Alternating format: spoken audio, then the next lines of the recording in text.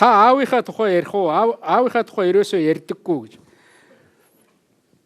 Надаас нэг сэтгүүлт гэж асууж ирснийг би санаж байна. Миний аавыг Монголын цахиа гэдэг. Миний аав 1982 онд намайг цэрэгт явсны дараа өөд болсон. Миний өвөг дээдэс Монгол газар нутагт хэдэн үеэрээ амьдарч ирсэн. Хаа нэгэн газараас нүүж ирээгүй.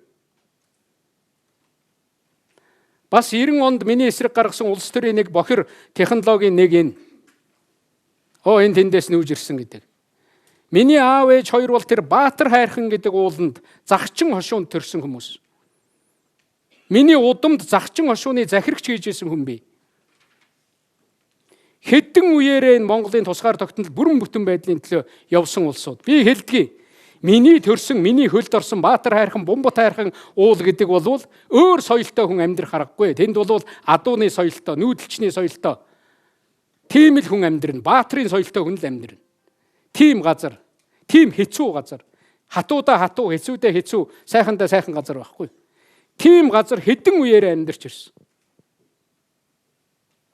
Намайг бас нэг доромжлох гэхээрээ тэгж доромжилдгийг. Намайг гүтгэх гэхээрээ тэгж гүтгэдэг. Тийм учраас миний аав ээж, миний өвөг дээдэс Монгол газар шороон дээр төрсөн. Тэр Баатар хайрхан, Бумбат хайрханд өсч төрж насаа өнгөрөөсөн. Миний өвөг дээдэс тийм хүмүүс байсан юм аа.